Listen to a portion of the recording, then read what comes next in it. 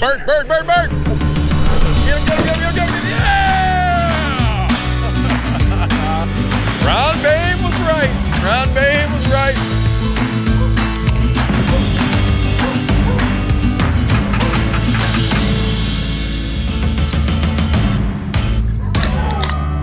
I'm feeling spry.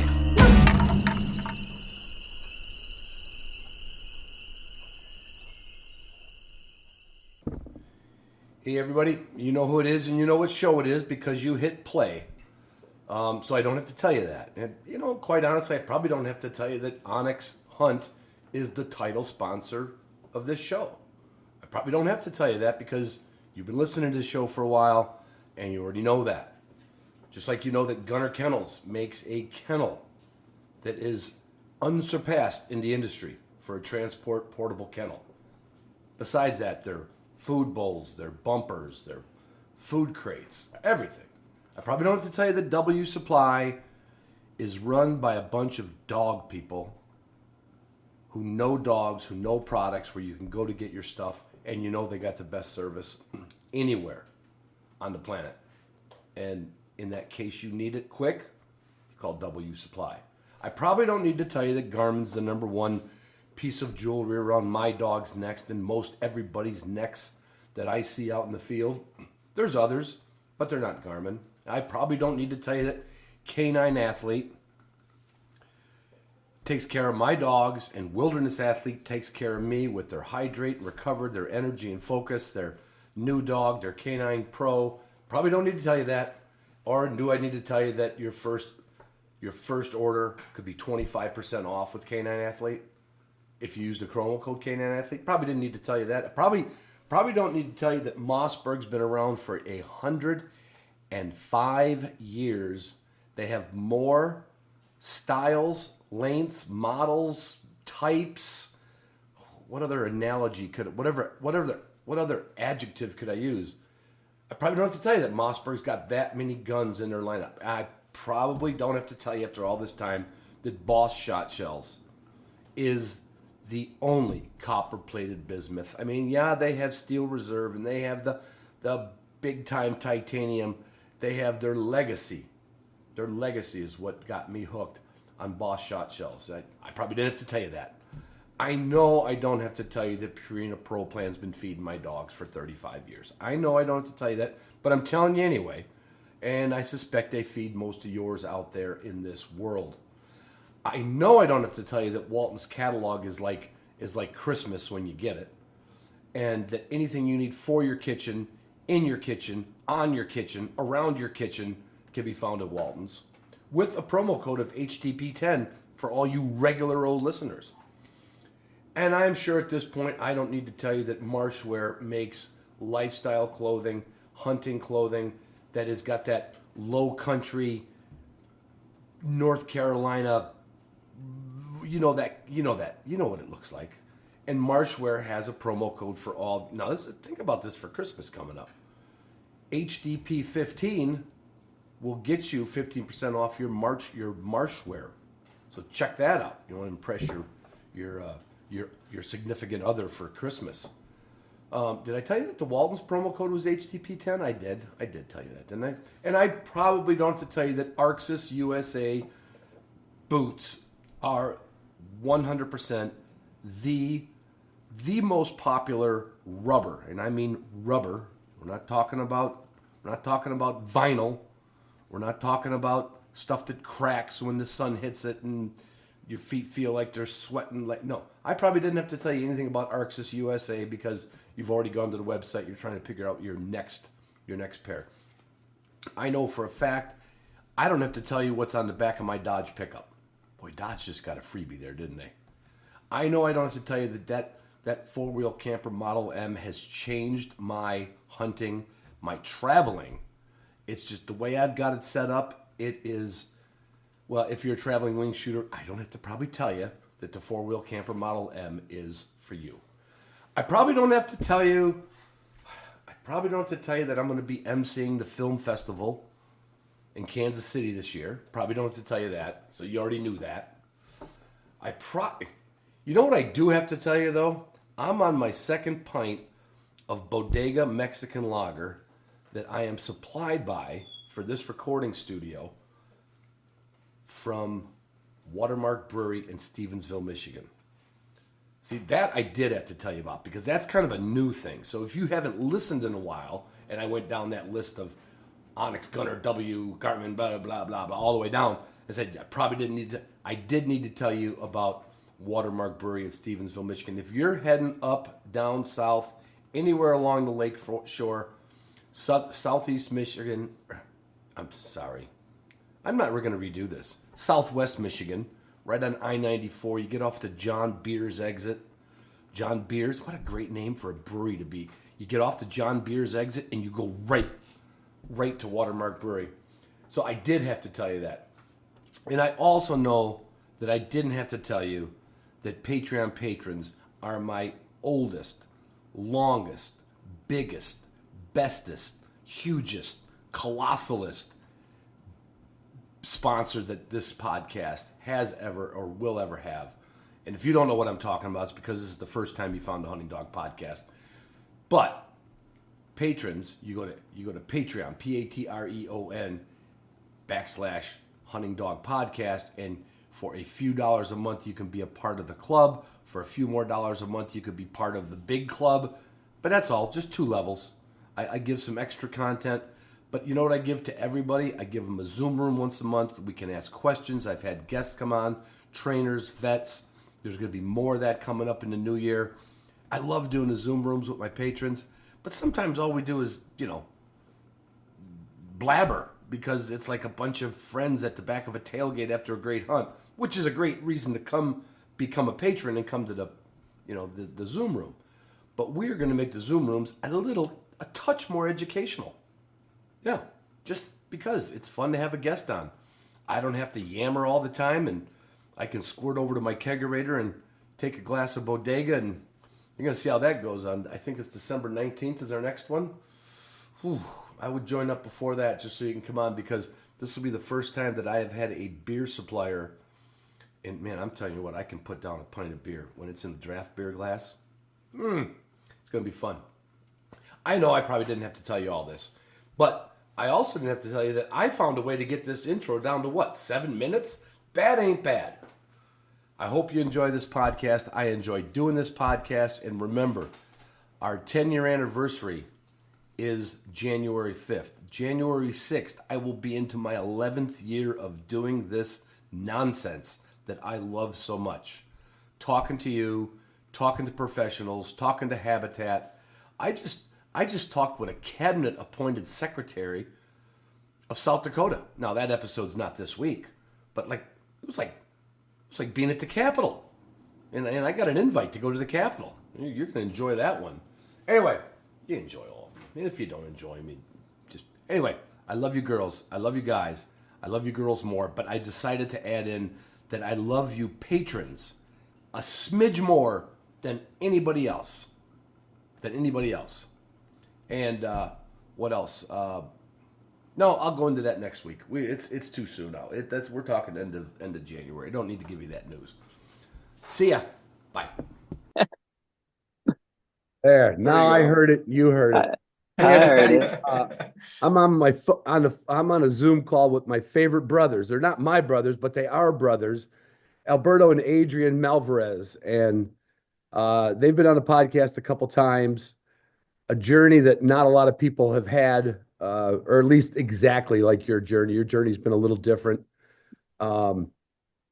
And we stay in touch throughout the year. And I got some pictures sent to me the other day from Alberto, and it looked like a successful chucker hunt in Idaho.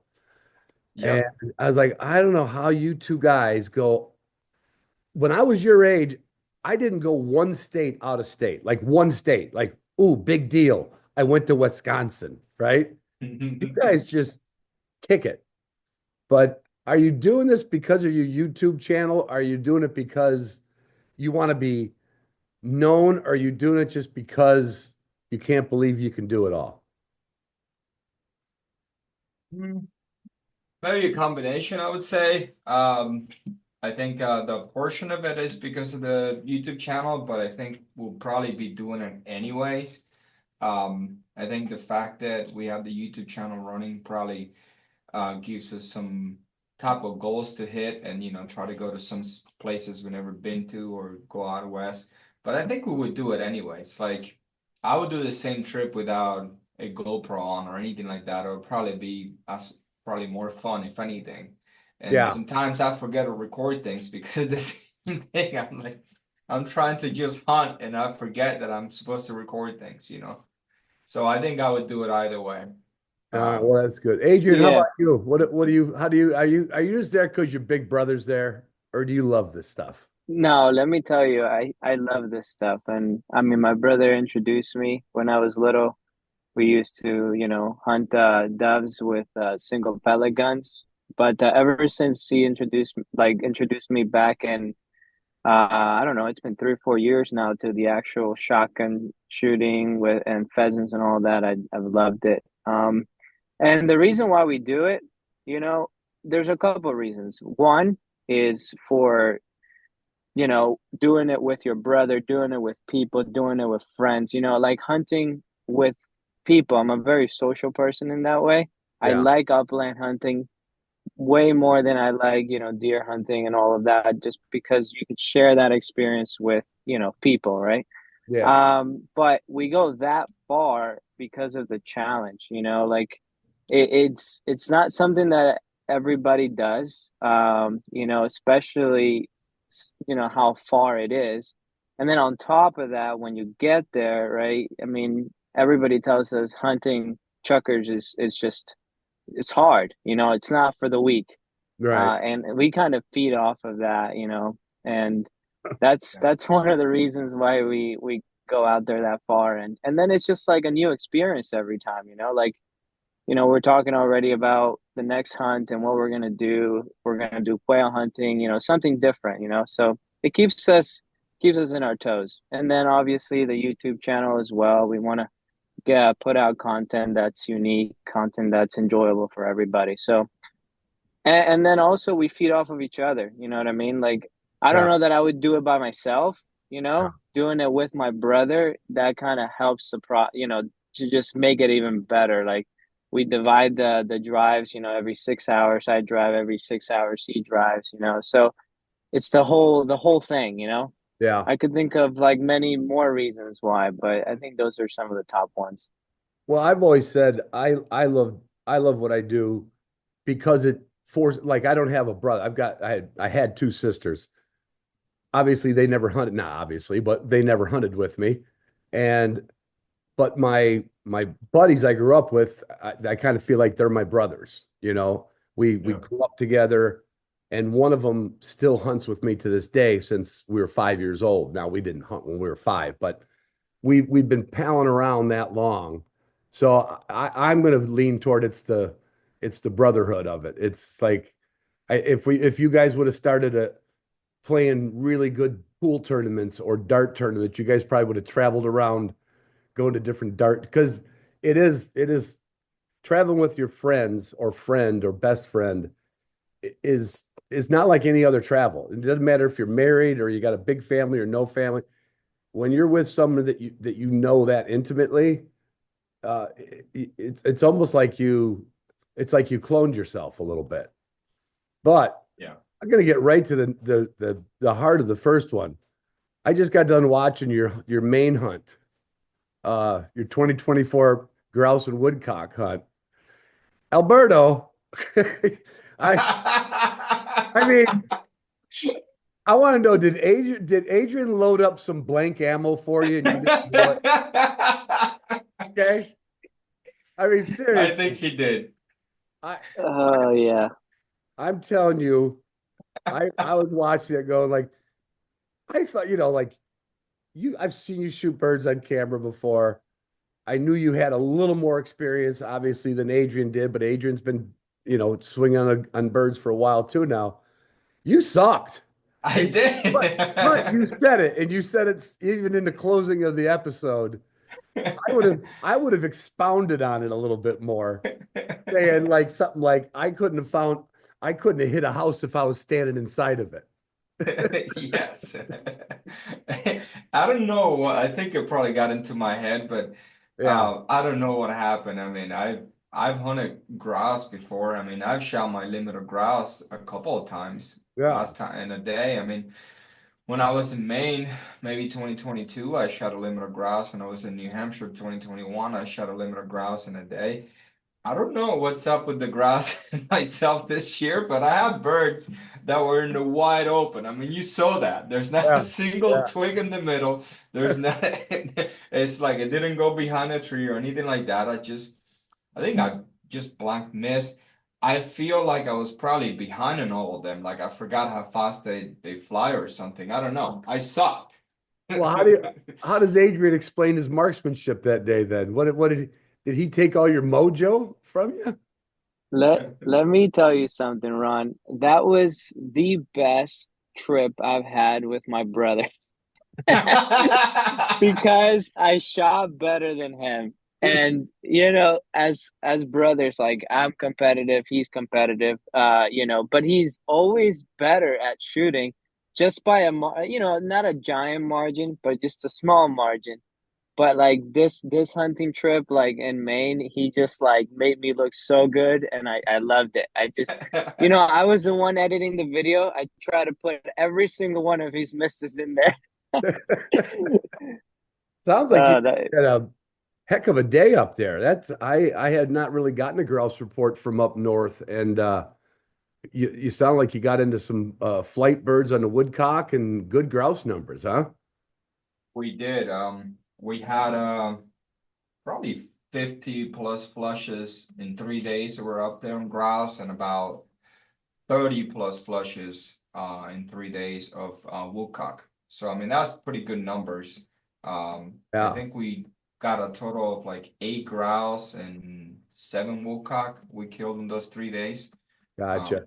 that's a really, really good weekend. I mean, I think it couldn't have been any better. We walked in yeah. and the first spot, not even 5 minutes into it, we had already shot a grouse, and then not even 10 minutes into it, we had shot a second one. And by we, I mean my brother had shot a grouse in a second one. Yeah. No, Uh, it was good numbers, Ron. I mean, that we didn't even count any of the ones we saw on the roads. I mean, every day we saw multiple, five, six, seven, eight on the roads. So it was really good, especially bouncing back from the previous year where like it was pretty rough last year in Maine. So it was good to see that. was not an exact spot, but were you in roughly the same area that you went to both years in a row? Yeah, Um, pretty much yeah. just about. I mean, General, we were. same general area. Yeah, Yeah. exactly. I mean, we hunted the same actually, we went 2 years ago, and then we skipped last year because the reports were pretty bad, and we were just checking out other spots and in a different state. And then we went this year to the same place we went 2 years ago, and it was pretty good. I'd say it looked pretty better than any day I've had this year. Now I haven't been out much, but um, yeah, I that looked like and the cover looked like just perfect, like perfect cover. I've got to get the Carters always invite me up to Maine, and I've got to make that happen next year. I busted through Maine and went to New Brunswick years ago, but that was Mhm. about 15 years ago, and or maybe I don't know, 13, 14 years ago. And it was a good hunting up there too. But have you guys thought about going over the border? We have thought about it. We haven't really talked about it too much, but the thought is always the birds up in Canada are pretty dumb. There's a lot of them. I just don't know what the whole paperwork situation is with guns and stuff like that go across the border. I know some people have gone over there and use guns from their friends over there, so they don't have to go through that. Yeah. If they know somebody, but I'm sure there's, it's just probably paperwork that needs to be done ahead of time. Yeah, I But wouldn't speak to it because it's been so long since I crossed the border. There's probably some rules or regulations that back in the day it was pretty easy. I just had to show them the gun and show them how, not you're only so much ammo unless you wanted to pay a tax on it. But, you know, you bring a couple hundred shells with you. That's if you if you need more than a couple hundred shells, then you're shooting like Alberto.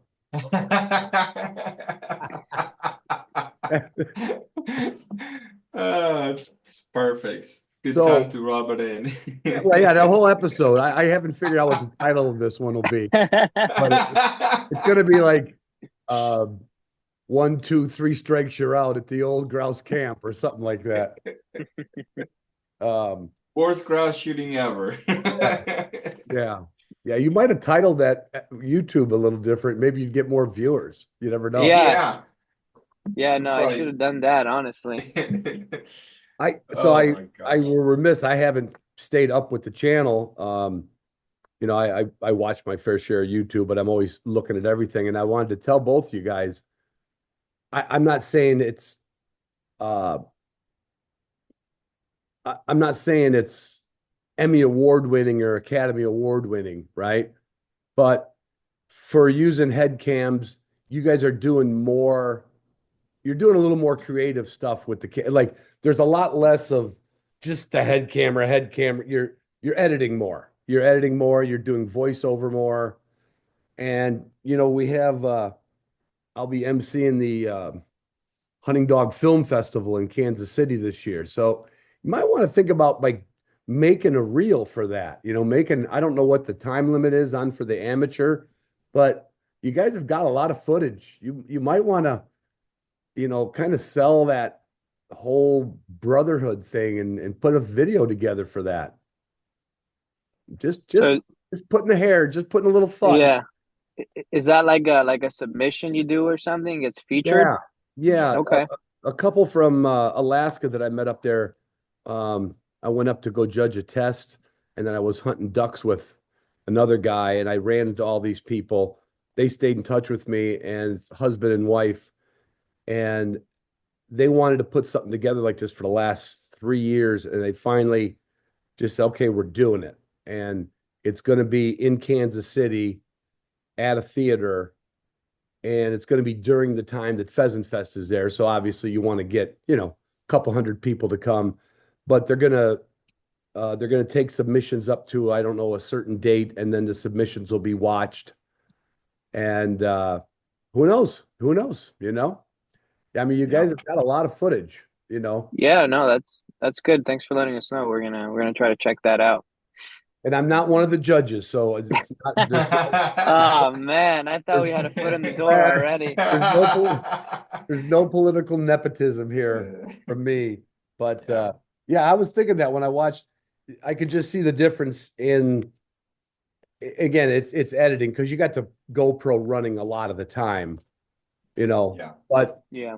so many people put on like every step in the woods or every Hmm. step, and all you hear is, and you're like, at least talk or play some music or, you Yeah. know, Yeah. and Yeah. so yeah, I think you're on the way. I think you're on the We're way. trying. We're It's we're hard. yeah, go ahead. It's hard because I mean, we always talk about the possibility of bringing somebody else along with us that can actually record. Um, and for as much as we try, the GoPro footage, it's very bad. So we have a really good camera that has good quality, and you can upload it, and you don't really lose that much quality. But Yeah. some of the GoPro footage, when it gets a little dark, it's very, very difficult. We bought a new camera for Idaho. It's not a GoPro. That seems to have better footage, but I think the ideal thing is to also have somebody behind you recording, doing some recordings. Eventually, we'll hope to make our way up there where we can get somebody behind us. Good. It ain't Um, gonna be me yeah. because I ain't walking up any Idaho mountains. I can tell you that. I might Yeah. follow you through the grouse woods just for the fun of it. But no, Yeah. I wanted to tell you guys that it's coming along. Adrian, are you doing most of the editing and everything? I know you were doing voiceover on that. Um, Uh, it's kind of 50-50. Like I'm gonna be doing the main. There's another main one coming up, and my brother's gonna start the Idaho one. And then I'll probably pick another one from Idaho. So we kind of split it 50-50 on the editing. But I think the goal to where we want to be is kind of that, meat eater kind of production, which is obviously that's a heck of a production. But Yeah. even if we get to the point of having another person there with us, recording us and recording, this like building the story, right? And Yeah. having a script, like that's kind of where we want to get to. And we've talked about like, hey, how about you hunt and I hold the camera, or I hunt and you hold the camera, but we both like hunting so much that we end up dropping the camera. So, It sounds like a really good idea while you're driving across country. Yeah. And then you're like, well, yeah, but I'm not going to be able to shoot birds. yeah, exactly. That's the problem. Yeah, so we're It's like, hard. let's bring our wives and maybe they can, do some recording. But Oh boy. yeah, no, we got to figure out something where we bring someone over and do the recording for us. Yeah. No, that's fun. So how was Yeah. you said you did what, New York and then Montana. So I hit upstate New York years ago. Um, got into some decent numbers. Were you happy or surprised or not? How was New York? Much happier than I ever thought it was gonna be. I had hunted New York before, lower parts of New York, and it hasn't been as good. Then we really tried to go up north and really give it a good shot, and we got into much better numbers. We only really killed one bird, again, my brother shot a grasshopper in New York. Hey, and I had my 7 month at that point 5 months old puppy there, and like Yeah. we were hunting with our friend Bobby, and he's like, "Are you kidding me? He doesn't even have a dog." And he got and he He got got a one. grouse. But it was good. I mean, I think same thing. It was a 3-day weekend, and we probably had like 40 flushes or so of grouse. So we had good contacts. I also shot terrible in New York, so grouse got the best of me this year. I had a couple of birds that I think I should have killed that I did not. Some good points, and walk up. We had a bird between Bobby and I. Leo went on point, locked up. We go in there, just literally triangulate this bird. Leo's on one side, Bobby's on the other side, on the other side. I walk in to flush the bird. Bird flies right over Bobby's head. He shoots one shot, turns around, shoots the other one, and goes, "No!" And the bird could fly.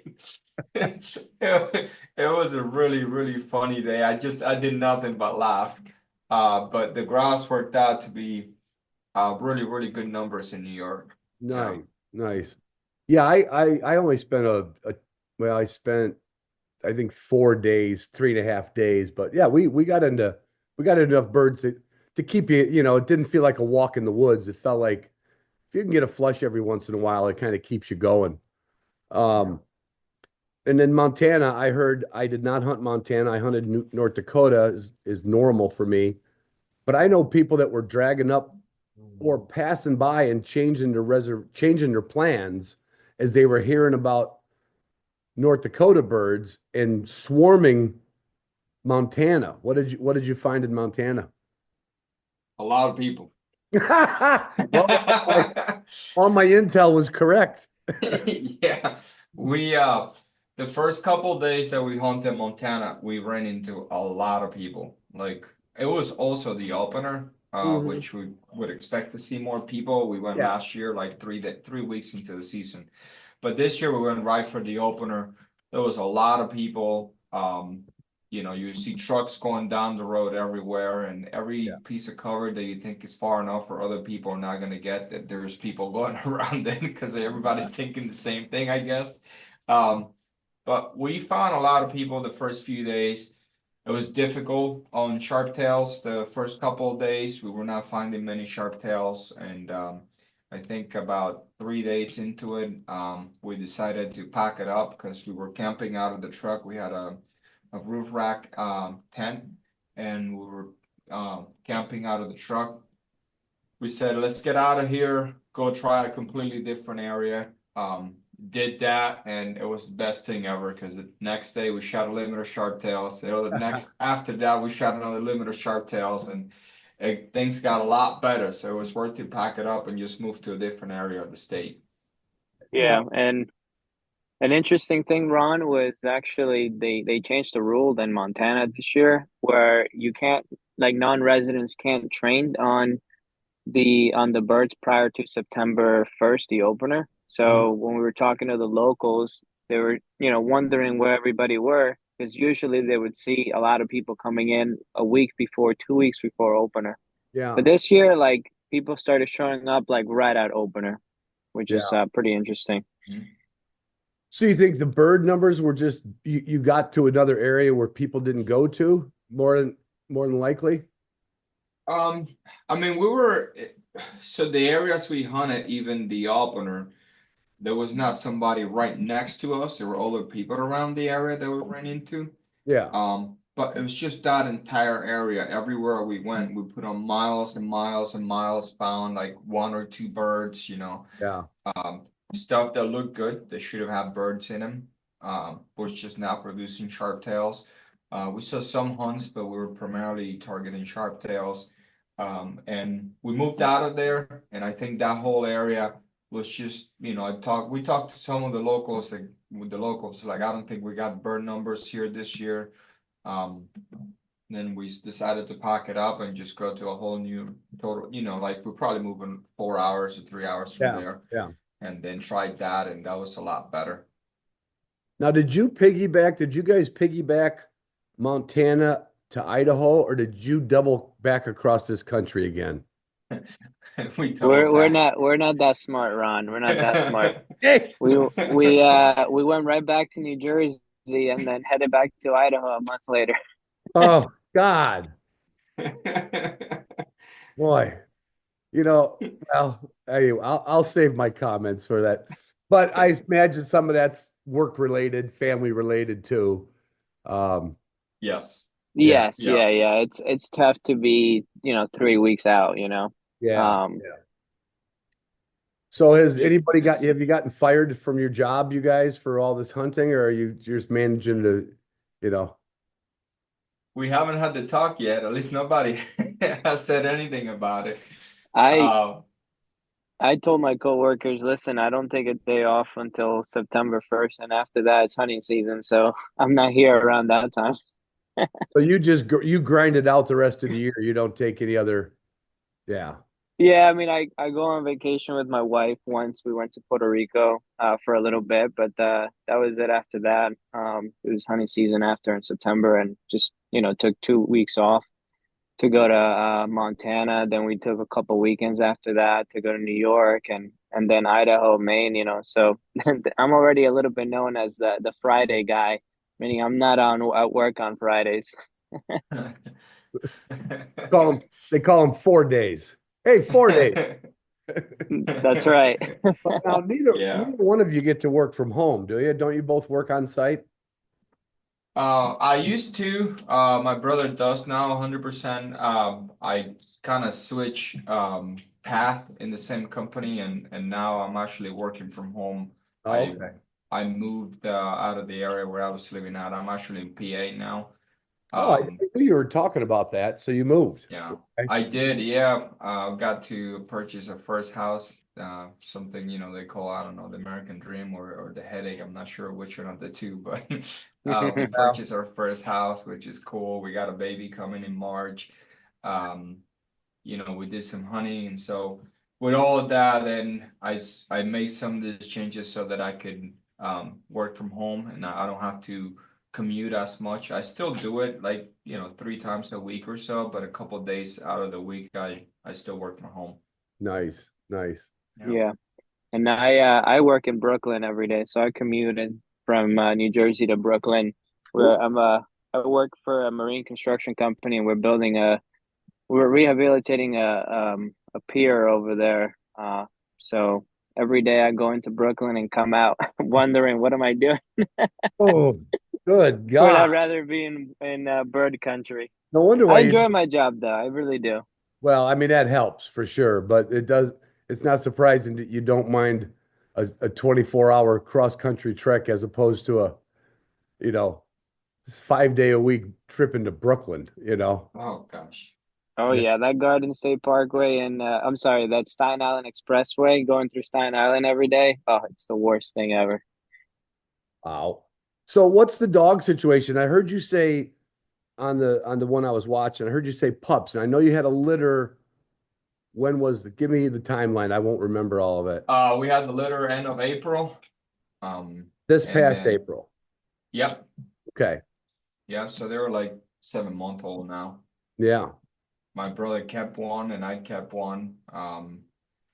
And then I also got a puppy from Kyle that was born 2 weeks after my litter.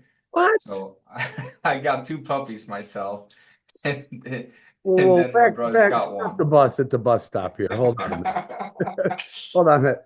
Now, I happen to know Kyle does not sell German short hair pointers. Correct. Okay. So now you're going down the dark side. They said the dark side. I'm not sure why, but Now, I've seen Kyle's dogs and certainly know his stuff. I think if I was going to get a wire hair, it would probably come from him, to be honest with you. yeah, Did you get a female or male? I got a female. I kept two, a female from his litter, and I kept one female from my litter, and my brother also kept a female.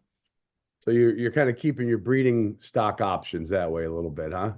Yes, yes, Yeah. yeah. I got a male already. Adrian, where you live now, you've got two dogs now at home?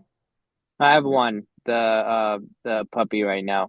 So Leo goes with my brother with my brother to PA. Okay, I was gonna say because I know you had Leo was your dog, even though you let Alberto run it in the test, Yeah.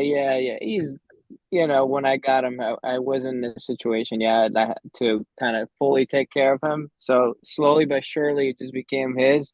But now I'm in a more of a position to kind of, raise my dog and, train it and all of that. So I'm really excited. She's 7 months old right now. Cannot wait to tell you about like how well she did in Montana. And how she was pointing hunts, sharp tails, and shot doubles over her, and it was just amazing. Ranging over 200 yards, backing, all of that. And then I cannot wait to tell you how much in Idaho she was still ranging, but now doesn't want to back and all that fun stuff. Well, So you we'll go hit the into that. sweet spot. You hit the sweet spot in the age where everything was, and then she's like, "Oh shit, I got another idea." Oh yeah. Oh yeah. Oh, she does. And it's crazy because she knows what she's doing. Like she looks Yeah. at the other dog and she's like, "Oh, there's a bird there. Okay, I'm gonna go for it now. I'm gonna go point that bird I'm gonna go myself. point at myself." Yeah, no, So, she's a good dog. so you had early backing from instinct. Just the pointing is so strong that you had early backing on that puppy. How about Alberto's puppy?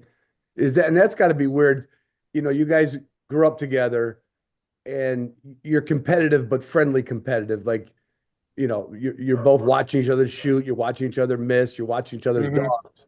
And now you got litter mates. You're like, Oh yeah. that's like two kids having their own kids going, "Oh, my kid's smarter than your kid." How's that working out? Are they pretty consistent? They surely are. I mean, like some aspects of each one of them kind of shines more. Like Luna, which is my brother's puppy, right? And Kira is my puppy. Those are the two short hairs, right? So like Kira, my puppy, has a really good range, like she'll range like in Montana, she was 5 months old and she was ranging 150 yards pointing birds. That's And then good. she kept that in Idaho, and she's just very independent. Yeah. But like, and she points too, like she's pretty good at pointing. But like she's also a little bit more greedy and has a lot of drive, so she'll like basically point, right, and then go for the bird after a couple of seconds. And Luna is more of like, she's like more like well-rounded in a way. Like she doesn't have the range that Kira does, but she does have a bit more of like the Cooperate. backing. Yeah, cooperation. Yeah, the backing and the pointing. Like she'll consistently point. Luna will consistently point and back and hold it. So that's kind of the comparison there between the two. Well, you got plenty to pick from. Well, and they're so young yet, you don't know what they're Yeah. gonna do, but it's got to be kind of interesting. You gotta not secretly, but knowing you two, you probably just say it out loud, like, "Hey, how's your pup doing? Oh, your little problem there with the pup, huh? Yeah. Yeah. Yeah. Well, when we went to Montana, because what happened was we had two females in our litter, and then I had the choice of keeping whichever I wanted because it was my litter. So I Right. kept my puppy, and then my brother had the other puppy. And so when we were out in Montana, I was just happy that his puppy was doing better than mine, you know. I said, you know, at least he doesn't think that I gave him the worst puppy, Right. you Like know. you had some secret, like, oh yeah, I knew that was gonna be. So now you can train it and show your worth on it, but it would be better than Adrian's dog not pointing, running crazy. Like, hey, thanks for letting me pick out the pup I wanted. Yeah. Exactly. So, but like my brother said, I mean, there were 5 months in Montana. Um, I'll say my pups, both Roxy, which is the wire hair, and Luna, started backing consistently in our main trip. Um, Yeah. that's like, I think it's probably an age thing when they're actually starting to understand what's going on. Yeah. Um, that, you know, I would say they were pretty immature when they were out there in Montana. They were kind of just running around, not really knowing what they were doing. They were just running for running. Yeah. But they started to mature and they started to get the hang of it. Both of them started backing in Maine, Roxy and Luna, and then ever since they started backing, they have been pretty consistent. Every time they see a dog on point, they slam on a back, which is nice. Oh, Um, that's yeah. wonderful. I mean that They're having some good cooperation stuff. Yeah. and both of your dogs have been tested. I mean, you knew that the parents backed, but Yeah. you just don't know on of course on the federation testing that you guys do, that comes into the PE test, where in the NAVDA testing, unless you go the invitational, you don't have to worry about your dog backing. But Right. that is certainly not something you're going to guarantee on a 5-month-old puppy. So that's pretty special. It is, and I mean, as you know, my puppy Lila doesn't come from anything really known. She's We know. yeah. So she's an Amish dog, and I did a lot of health testing. I spent a lot of money in health testing. I did all sorts of health testing that is needed to get them chick certified by Yeah. OFA and stuff like that, and especially because I didn't know her background. That was my number one concern. And I knew, you know, whatever puppy she produced, it was going to be a good hunter because she's a good hunter. But Right. the backing situation, I wasn't sure because she learned backing with us hunting. I never actually taught it, but I sort of did without realizing, you know, and I Yeah. wasn't sure what the puppies were going to do. And I mean, I was Mhm. just very happy that we had all the puppies are actually backing now and they're doing very good. With Leo and I forget your female. It starts with an Lila, L. Like, yeah. um, did you get in hunting trips with them when they were 5 months old, or was it still into the training testing? Was We did Maine, no, we did New Hampshire with Leo when he was 6 months old. okay. And it's still New Hampshire. He was just kind of running around Yeah. and not really knowing what happened. And then we came back to his tail end. We did some quail hunting when he was closer to 7 months, and there was open fields, and he can actually see the other dog. And he started backing around Okay. that time. Naturally, he started doing it on his own, and he's always backed ever since. Wow. So this has been good, you know. I haven't had that in a decade. So going into the invitational, having the dogs that just back naturally it was a big plus.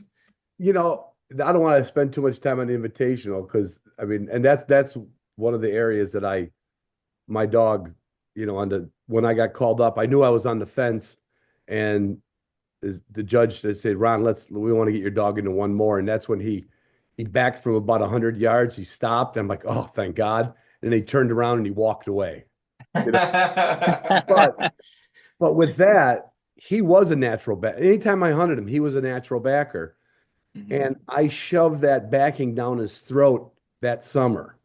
Like, mhm. oh, everyone said, get him in front of a Spinoni, get him in front of a setter, get him in front of a Yeah. Vizsla. And I think I just soured him on it. Hmm. Did I you? almost did that with Leo. Did you?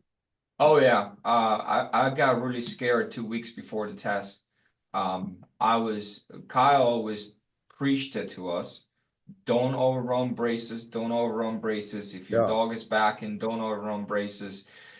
And I went out to help a couple friends of mine that were gonna test UT and had some steadiness issue, and I was working with them. And then they had a couple birds left, and they were like, "Oh, I'll put it out for your dog, so maybe you can run him." I was like, "Ah, I'm fine." They were like, "Oh, but we got two birds." I'm like, "All right, fine, put him down." And then I cut him loose, and Lila went on point the first time Leo backed, and the second time Lila went on point, Leo stopped, looked at her, and turned around. And I got really scared. So I yelled, "Whoa!" And I was like, "Uh-oh." And then I was like, I'd put another bird down, and she went on point, and he came in. He knew what he did was wrong. He came in and back and then moved his head to the side and didn't want to look at her. And Right. I said, I got a problem here. I talked to Kyle. Kyle said, leave it alone, just run some utility runs and just go Yeah. run the test. So my last brace, which wasn't really an official brace, was just I put the two dogs out. Leo, for the first time ever, refused to back once, and I went from that into the invitational. Yeah. So, so that was in the back of my head when we were Oh running the God, test yeah. for sure. But And I thank think, God he did back. yeah, no, you got both of them. Yeah, yeah. That test, which is remarkable in itself. And yeah, I've told people that I like, and not that I'm a trainer, but I've talked to enough people who've been there.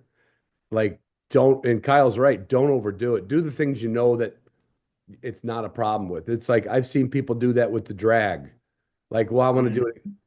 And when you see the dog doing something that they just never did, they're either bored or pissed, And we make that mistake, but then getting those puppies out just on wild birds, like there's nothing that could go wrong. It's just their first hunt. Exactly. Yeah. Exactly. And our expectation going into Montana, I told my brother, I said, listen, these are 5 months old puppies. If they point a bird and you can shoot a bird over them, point it, that's it. This is like if they can do that, this is the best trip ever. Yeah. The puppies did it above and beyond what they were expected to do, in my opinion. I really have zero expectations of them. I'm just bringing them out for exposure. They never just stayed in the truck. We always had a big dog and a puppy down, a big dog and a puppy down, and rotate Yeah. three young pups. And it worked out well because the last walk of the last hour of the last day, we were out there. We had Lila on the field, the mother, and we had Kira on the field, my brother's puppy. And we're walking down, it's almost getting dark, and I tell my brother, man, how cool would it be if Kira went on point and Lila backed, and a couple of hunts would come up and we both shoot one. So I'm here daydreaming and we're walking in, and like about 20 minutes later, Kira goes on point, and then Lila comes behind him back, and we're both walking in into this point, and not a covey of hunts, but a single hunt got up, looked like somebody had been through there, Uh-huh. and we shot it, and it dropped, and Kira retrieved it and brought it back to my brother, and Wow. it was like perfect. That was the perfect way to Yeah, end the trip. We packed it up that night and started heading home. that Wow. was a proud dad there, Ron. A proud dad. Oh my God. Yeah. And the fact that you're daydreaming about it, like I've been on days where like, I don't pray, but I'm kind of like, hey God, you think you could let me get one bird before the end of and all of a sudden there it is. I Yeah, do it all the yeah, time, all the time. yeah, I mean, you're not walking with absolutely. a rosary in your hand though. You're not working that hard. No. No, no, no, no. I do it before the hunt. Do it before that. God, please let me let us have a good hunt here. Please, please don't let me shoot as bad as my brother. Hey, to his defense, he shot pretty good in Idaho. He got nice doubles in Idaho. Nice. Like we were talking about, like like reflecting as to why he struggles with grouse, or at least recently. We were talking about how how quick we are to pull the gun. you know. Yeah. And I think I'm a bit quicker at pulling the gun. A lot And quicker. and in the grouse woods, that's kind of like what you need because otherwise you don't see the bird after it goes behind the cover.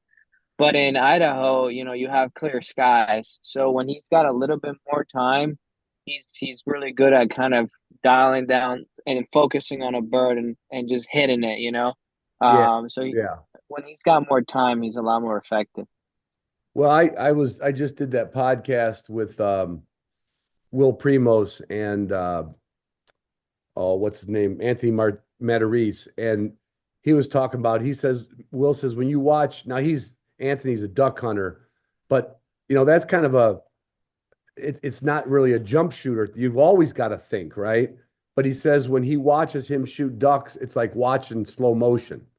Like when you have the sky and the bird in your eye, then it can look slow motion. It doesn't have to look like snap, boom, Right, right. And And it sure does. Yeah. When we yeah, were out in Montana, I was on my game. I mean, my yeah. shooting was off the charts. I mean, the first day, we should probably say that the one that sucked was my brother because he didn't get a There we bird go. the Yes, first day. definitely. We walked in and like Leo locks up on point, first shot tail comes up like 40 yards, boom, I quick draw and dropped it. Keep running down the hill and then sharp tail goes up after Leo's point, 20 yards in front of my brother and he clean missed it. Yep. Yeah, no, I'm not as good as on the swing. I'm usually behind on the swing. And I think in my defense it's got to do with my cross-eye dominance, you know. Since I shoot with my right, but I'm left-eye dominant. A lot of Yeah. people deal with that and can Yeah. kind of I've looked up at, a lot of ways to kind of correct that, putting a tape in the glasses, all that stuff. But ultimately, like it just comes down to for me, I'm gonna have to close an eye or switch my shooting to my left, you know. But when I'm swinging on birds, I think I tend to, be behind on that. Whereas people with like, the right eye dominance and shooting right, you can really keep both eyes open and kind of trust that you're leading that bird good, and hitting it properly, you know. Yeah, yeah, it makes a big difference. So, well, you're in the heart of the country where Mr. Anthony Matarese gives lessons. He might be able to help you a little bit with that cross-eye dominant stuff. I could put a good word in for you, Adrian. There you go. Yeah, no, that'd be good. I mean, I've always told myself I'm gonna literally off season, I'm gonna go and shoot 500 rounds with my left and switch it. But I just never end up doing it. I mean, it's not that I shoot bad either way with my right. It's just I know I could do better. And when my brother goes ahead and shoots five more birds than me, it kind of lets me. I'm like, I'm gonna do it now. Yeah, yeah, yeah. Well, I mean, Well, yeah. practicing, I mean, I think people say it in you're say I'm the same way. I'm like, all right, we'll get out at least 3 times this summer with my friends and we'll get the trap thrower out, or the wobble trap out, and you get out once. And it's like we kind of owe it not to the dogs, because I never buy that fact that a dog looks at you like you really missed. I think it's us feeling bad for the dog, right? The dogs just are happy to be what they're doing. But we kind of owe it to the birds to practice more. You know what I mean? We Yeah. look at all the practice we do with our dogs, with the training and everything else we do. It is kind of, I've met more people that say, they'll admittedly say, yeah, I'm not a very good shot. And I'm like, I would always say I'm an okay shot. Like I just wouldn't say I'm a not very good shot, just because you kind of like labeled yourself as like, you're not even trying, Yeah, no, we Yeah. take pride in our shooting. I mean, there's nothing worse than missing a bird, in my opinion. You go through the whole sequence, your dog's on pointing, and you got another dog backing, and then you're gonna miss. Like I hate that. Yeah. And then when my brother hits it, I hate it even more. If we both miss, then that's fine, But when he's hitting doubles and I missed, I'm like, well, that was horrible, Adrian. Yeah. So Yeah. what's on the docket now is in now your New Jersey puts quail out this time of year, right? They do. Yeah. So you and can get the dogs pheasants. out. I know it's not the same as taking a trip, but it keeps the dogs active and healthy. And Yeah. Pennsylvania's got the Pennsylvania only does pheasants, right, Alberto? Yep, only pheasants. Are you guys still getting together on weekends doing stuff, or are you? Yeah. We Up, just did it this past Black Friday. did We you? just did a puppy day. Went out there with the two puppies. I left the big dogs home, probably for the first time. My brother came out with Kira, met up and did some quail hunting. We put in a good walk, probably 4 hour walk. We got like we hunted with Bobby, so we got like 8 birds in total. They were pretty spread out because a lot of people had already been through there. Yeah. But I mean, the puppies, I have points on the puppies and I have backs on the puppies, and I shot some quail for them. It was a great day. All right. Now you've got these puppies, and I know you're kind of addicted to the testing programs, Mhm. right? Are these puppies already signed up for puppy test next year? They're not yet. You know, I've struggled because I think they're probably at the perfect age to test them because they're just about 7 months now. Yeah. But my struggle happens with not really finding tests this time of the year to go just run the dogs, and it's also hunting season, so I don't want to be thinking No, about I testing don't a want to. dog in the I wouldn't middle say of now, hunting but I'm season. talking about come spring and summer. Yeah, You're absolutely. gonna run them through both systems too? Yeah, I think, we'll see how much I could train this year with the baby coming in March, but That's right. I'm We got to cover the thinking, baby. We got to cover the yeah, baby. I'm thinking I'll probably do an NA test in May, which they're gonna be just about a 1 year old Yeah. in our chapter. A little older than what I would like, but that's fine. And then I'm thinking June VHDF, I may do an hay test or maybe even an A hay test. I think they could probably do an A hay test in June. It all depends how much training I could put into them by that time. Yeah. Um, and that's probably the goal right now. And then not do anything in terms of testing until next year with utility, and then maybe run either hay or PE next year. Yeah. But definitely they're gonna go through the entire testing system, and if they have the chance to go to the invitational, we'll try to do that too. Adrian, are you going to run your pup now this year? Yeah, definitely. So it's kind of nice because we have the puppies at the same age. So Yeah. it's, his two puppies, my puppy, and then the two other ones from the same litter one went to a close friend of my brother's, and then another one went to a really nice family in PA. So, we're all gonna try to get them all through Nice. NA, and do it all together. So it'll be a fun time. I might have to come out and watch that one. Yeah, Yeah, yeah, no, it yeah. should be fun. Hey, I can't you'll be wait to proud see of them. me. I haven't been using the whistle lately.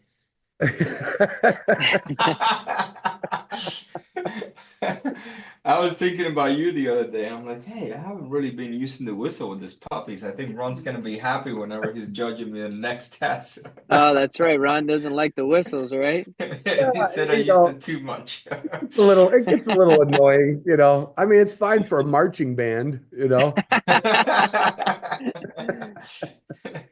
But Yeah. I use a whistle, but I'm a little more sparing with it. Hmm. But I think sometimes that's just uh, when you've watched as much as I have, you really realize unless you're trying to do like some what would you call it? One of those herding dogs where you got to use the whistle for it. They're pretty much going to give you the same performance with or without the whistle. Yeah. Then Yeah, that yeah, yeah. one time you need it for a callback maybe or bring it in for water. But Hmm. Right. it's good. That's good. I want to hear a little bit about the new one coming along, Alberto. It's going to change the demographics there. I mean, I'm not sure. I told my wife, I'm not sure if I would really ever change. I said, um, it's definitely obviously gonna bring some other other things to the table to consider, to make these trips and whatnot. But I mean, I don't think it's gonna change anything in terms of, me getting out there in the field. Uh, But I mean, it's hard. The good thing is gonna be born in March. I mean, if right, the baby was born in September, I'm not gonna be out there with right, a two right. week old baby at home. I'm not gonna go take a cross country trip. Are you But are you and your wife going old school and gonna wait to find out what it is, or oh, we already did find out it's gonna be oh, a girl. what are you having, a girl? A girl, yeah. Well, I don't want to tell you, but girls rock. Yeah, I'm in your club. Girls rock. I'm a pro at making girls. And John Wayne said, Uh, only real men make girls. It's the only way. It's the only way I you can like that. It's the only way you can reproduce yourself when they have a kid. See, if you have a Right. son, you don't know who they're gonna marry. They're just off. You don't know what mother line you're gonna get, and now you got a little control over that. How about a name? Are you gonna wait for the name? No, we already got that picked out too. are you gonna tell him? Are you, Yeah, it's gonna be Sophia, so we're gonna call it Sophia, Sophie. is that a Yeah, family name or just a name you guys picked? just the name we picked. Yeah. It's a name they read off a label somewhere. Right. It's No. probably off a hot. It's probably off of We some hot sauce label. Yeah. we wanted it to just kind of sound the same in Spanish and English, so if anybody who speaks Spanish is gonna say her name is gonna be exactly the same as anybody in English. So I There think you that go. was kind of a good name for that. Are you gonna are you gonna raise the baby bilingual? You're gonna teach her both languages? Yes, that's the goal. Definitely Spanish at home, so she knows how to do that, and just gonna have So she plenty of knows how time when to, she's yeah, really in trouble, you'll do it in Spanish. yeah, oh yeah.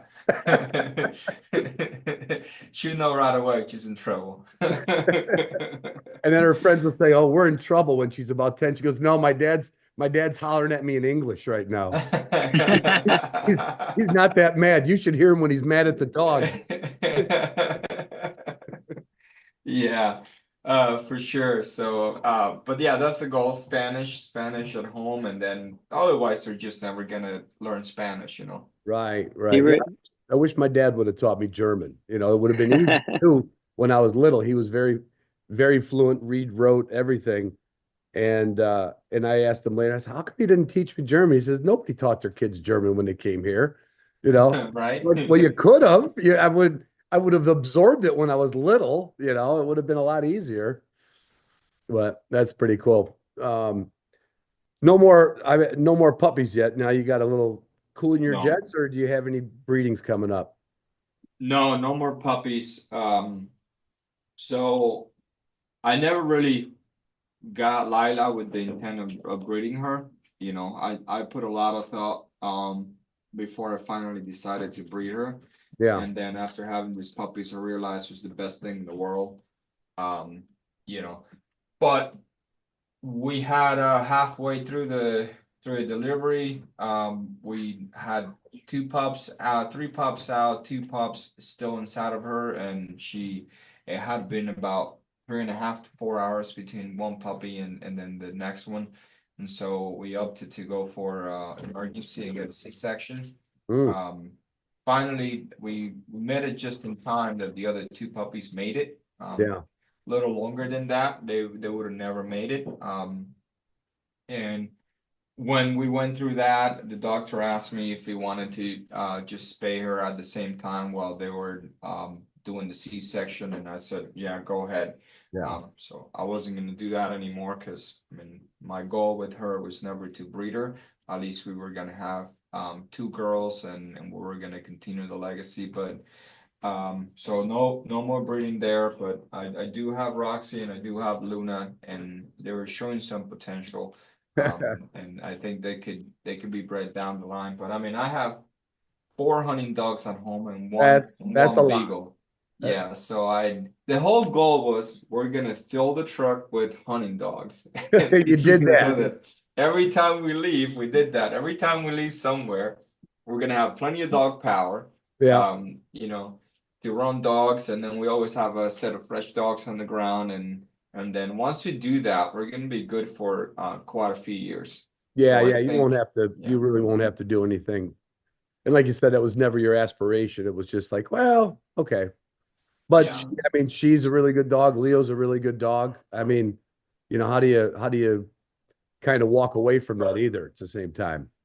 It is, yeah, and I mean, and it's the dogs that we know in terms of, we know their pros, we know their cons, we know what probably the worst could be, and what the best scenario could be, Yeah. to a certain degree, sometimes going outside looking for something that you may think is going to be the perfect dog never is. I mean, there's not a perfect dog, but I think that um these are dogs that we knew and we really liked them for who they were and what they brought to the table, and they Yeah. have done very well throughout everything. And so I think it made a lot of sense to do that. I mean, they both ran the PE test, which is, as you know, is very detailed test, and Yeah. they had a good score, and they both have excellent temperament. And I mean, I talked to Kyle quite a bit before breeding them, and I had positive feedback, and it worked out great. Honestly, I mean, I got a text from one of the owners the other day saying, "Hey, I don't think you charged me enough for this dog." Oh, nice. So, Nice. yeah, pretty happy with the results. I mean, the males are rocking. They're a 7 month old. The owners are shooting pheasants over them already. They're backing and stuff. One of the males naturally backed. I got a video of it, which is kind of crazy to think about it. As early as 11 or 12 weeks old, which I thought was like, I honestly, I was like, that's hard, but I saw it and I recorded it. And I mean, there was a dog clearly on point, one of the other puppies, and then this puppy came behind and just I stood there I witnessed it. intense, I which is witnessed and crazy. filmed. I filmed when we were doing the Upland Institute. A guy brought over a couple of pointer puppies, and he wanted to get them on birds. And Justin, he's like, oh, and he's an old friend of his, older guy. And he's like, yeah, Justin, just do me a favor. Just put some birds out for it. He's like, and he really didn't want to. And sure enough, the one puppy went on point, and the other one come through and just went, whoop, what's going on? Yeah, So it can happen. yeah. Now, Adrian, are you going to add? Does your brother got enough the dogs for the dog power? Are you going to add another dog where you're at, or is one and done good for right now? I think there's a beauty about having one. Yeah, when your For brother's got four. Yeah. yeah. I think I'm gonna have one for at least 3 years. Get it through the whole sequence. All the way to invitational if she gets there, and PE, all of that, and then I'll start thinking about a second one. But I wanna kind of just take my time with her, and kind of learn with her, and I think later on I'll be ready for another one. But I think I'm gonna have a kid before that, so we'll Oh, see. is there another announcement here on this podcast? No, no, Okay, but I think okay. our life goals right now would be probably another kid before we have our first kid before we have another dog. That's So cool. yeah. Well, ask your brother how that works, making a girl. I can tell you, but I don't want to tell it. I don't want to tell the. I don't want to tell the trick on Yeah, the air. But apparently, Alberto knows the trick. yeah, yeah. But you know what, I tell you, having this one puppy and having her in Idaho, when you want her to do well, right? I went by myself, kind of separated from my brother and Bobby, just to hunt her alone and develop her. And because I knew she was gonna point birds, but I didn't know she was gonna hold them, and not enough to even like shoot birds over her. I Uh, so one of the days we were like, I'm gonna go by myself, guys. You guys go that way, I'll go this way, and we took a ridge. They took a ridge, and I went by myself, and basically like she on the first one she busted a couple coveys of Huns and Chuckers, but by the third covey, she actually pointed and held enough for me to get there and shoot a bird over her. And the feeling of that, 7 months old and doing that well, it was just amazing, you know. And then after that, she did it again and again and again. I actually killed, I don't know, 4 or 5 birds over her, Wow. over pointed birds, like over pointed coveys, and it was awesome, you know. And I think having that one dog and having that experience, it's something special. Oh God, yeah. And did you go out there with the thought of if she kept busting birds, you weren't going to shoot? You were going to wait till you could get a shootable bird over a point? Oh my goodness, yes. I mean, I But that's had to hard to do. I know a lot of people uh that wouldn't do it. yeah, I had to separate from them because they have no trigger control. Hey, I had to No, apologize to my brother the one day. there was this one time, like my pup goes on point, or there was another dog on point, and then my pup went in and busted it, and then the birds flew towards my brother, and he had about 5 seconds to think about what he was doing, and I said, "Don't shoot, don't shoot," and then he's like, "Da da da da," here, bang Wait. bang. I'm like, and then he's like, "Dude, I'm so sorry." You know, he couldn't hold himself back. But no, Yeah. I let a lot of birds go, you know, that I could have shot, just Yeah. because I wanted to get it on good dog work and actually reward good dog work so it could continue to happen. Yeah. Otherwise it would just go, you know, downhill from there. Yeah, you can always rely on instincts coming through later, but if you don't screw up early, and that Mhm. kind of, they were really like, I would say they were young by all standards. Anybody would say they were young, but the fact that you didn't have like a bunch of bad flying chuckers or practice quail, you just let like you just it was like learning a language. You immersed them in what you wanted them to be in, and it paid off. It Yes. has, yeah, it has. I look, we September 1st came around and the puppies are just about 5 months old. Right. And before that, we had done enough with them to where they have been introduced to guns. We have shoot over them maybe 3 or 4 birds, something like that, nothing crazy. Right. They knew what here meant, and that was about it. So the idea was they're just gonna get wild bird exposure with all this hunting we're gonna do throughout the fall. And they did. I mean, to the point where when we were out in Idaho, I think my puppy was actually starting to be a little more mature by then. She started ranging out 150, and at times she was out with another dog, which I think I don't know if she would have done it by herself, with just over 200 yards.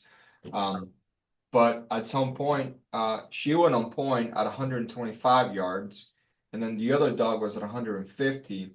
And I said to my brother, "Well, they're on point up there. I'm not sure what's gonna happen, but let's just walk over there." And I figured she was probably backing, but when we got there, my puppy was pointing. The other dog was backing, and by the other dog, I had a friend's dog of mine that left her out there to breed it to Leo. And It's Jay McCracken from Table Rocks. He Mhm. wanted to breed to Leo, and we had his dog Mamba out there with us, and we put her on the ground with my puppy Luna, and Mamba was backing and Luna was pointing. And we walked in, we were going uphill, we are tired. Finally got to that draw, and she never moved an inch until we got right in front of her. The birds burst. I took a shot, I dropped one. I missed a second one shot. My brother missed. He didn't hit a single bird. And actually, my first shot, I killed 2 birds, and I didn't even realize that. So, I guess the highlight here is really we were able to shoot pointed birds over a dog that never moved at just like 6.5 month old, Wow. at 125 yards, held all the way until we got there, and she just did it perfect. That is nothing but pure strong pointing instinct. Like Yeah, it just took over everything in that dog's head. It's like yeah. I can't. It's almost like they were looking for their next meal, and if they moved, they weren't going to get fed. You know. They did, and we had the second day was a big day for her because there were times where she was backing. There was one clear time that we saw it. She was backing her mother, Lila, We walked in, and then Luna moved in the poppy. The poppy tried to move in and get too close to the birds. As she moved in, Lila also moved in. The birds got up and left, you know. And it's like, okay, we didn't take any shots or anything like that. You know, you screwed up. After that, which a little later on the same day, Luna actually locked up on point, and the other two big dogs were on the other side of the hill. My brother and I both walked in, and she held it. We walked in front of her, like maybe 20 yards. Wow. She was in the middle. We both went side by side, walked down the ridge, and then a covey of chuckers came up. We both shot one chucker, and then she came down, retrieved one, brought it all the way to me, and then we got one of the other big dogs to get the other chucker. And lesson learned, a covey just got up and left. Now the next one, she did not move an inch. And so I Wow. think it's all that exposure, bird after bird after bird, you know. And everything going right, and you guys being able to hold back. That's I know personally I couldn't have done it. I would have been going, yeah, she'll be all right later on. I gotta shoot something. I gotta shoot something. But you've had some great mentors in the training and the testing, and I guess sticking to the playbook works, right? And It does. It yeah, does. I mean, we screwed up Lila in our first Montana trip, and we flat out know that. Like, we were just out of the invitational. They had just passed her test. I remember first bird was a wild flush. She stayed in place, you know, after we shot it until it was center and whatnot. But when we hunt, we don't really hunt our dog steady, you know, after the right. bird flushes and we shoot it, they just go after it. Yeah. But the reason why we screw it up was we shot so much the first time we went to Montana. I took about 500 shells. I think we went through almost all of them. And No, come on. I'm dead serious. I probably had maybe $2 left when I got back home. And we shot at everything to Oh, the point that on the last day, I watched Lila go on point and on a bush. The bush was probably 20 yards in front of her. And then me and my brother were both walking down. She went on point on scent. We can see it. Then she went towards the bush slowly and a little more and a little more and just busted 3 sharp tails. And we looked at each other and we said, we shouldn't have shot at everything the way we yeah, did. because what you did was bang means go, right? Yep. Bang Yep. means So go. Yep. and it was clear as clear as I can get that us shooting any bird that flushed from anywhere without a solid point, she just meant, hey, I get to that bird quicker because we were killing birds and she was just Right. returning birds Right. and you know, she learned that, and after that we made it a point to just try to shoot properly handled birds. Yeah. That was the goal. We really Yeah. screwed that up last year. Yeah. Unless it's grouse, Unless in it's which grouse. case you shoot whatever you see because you don't know when you'll see one. Yeah, You know. grouse hunting is a little you're not going to have the opportunities on grouse. And I don't know that it would or would. I bet you there's some purists out there that would, not shoot it unless the duck. But that's a whole different animal. That's a whole different animal in the Y- wood. Yeah. Yeah, I mean, I could see it for like a local that's got, birds near to them and they could train on grouse and all that. But like for us, we go up a weekend, once, twice a year. We have to kind of do take advantage of the chances we get, and Right. pointed birds and grouse woods is not something that comes every day. So Yeah. we take advantage of it. Although this year was much better. We had a lot of points on the grouse, so Yeah. that was really good. I'm sure all the other birds you've hit around the country kind of adds up and helps with all that. It Yeah. does. No, Yeah. the dogs learn wild bird manners, especially Leo. Leo is very good wild bird hunter. I mean, he's just very careful around wild birds and kind of like increases our chances of actually getting those birds Yeah, In the that grasswoods, yeah, especially. in the yeah, grasswood for sure. and the dog in the grouse woods, he could have pointed it before you ever knew he pointed it too. And now the bird is kind of doing what it's going to do no matter what. So yeah, there's a big difference there. But sounds like he's a meat dog, huh? He does his job. He Yeah. does. The thing with him is he's very careful. Like if you're grouse hunting with him, he will lock up on point and he will never push a bird, and never is a big word, but I would say Yeah. most of the times he wouldn't push a bird. He will lock up and you can walk around there and somewhere within 10 yards there was a bird or there is a bird, and you can ask him to relocate and he would relocate and not push that bird, and you Mhm. can rework it and then eventually get into the bird. Like for grouse hunting, he really produces birds for you to be able to shoot, which Yeah. is nice. Nice. That's super nice. Yeah. Well, listen, guys, Adrian, you gotta get to a party. I know you stopped your car on the side of the road. I'm gonna stop this, give everybody a chance. Well, we'll advertise the Upland Brothers on YouTube. Uh, I'm gonna go back and watch a few more. I'm glad I watched the one because I've had days like that, and you're just wondering what the hell. And I know it gets in your head, and then Adrian has the day in the woods that he never has, right? Like Yeah. I can't miss him. And I even heard Alberto like, you got him.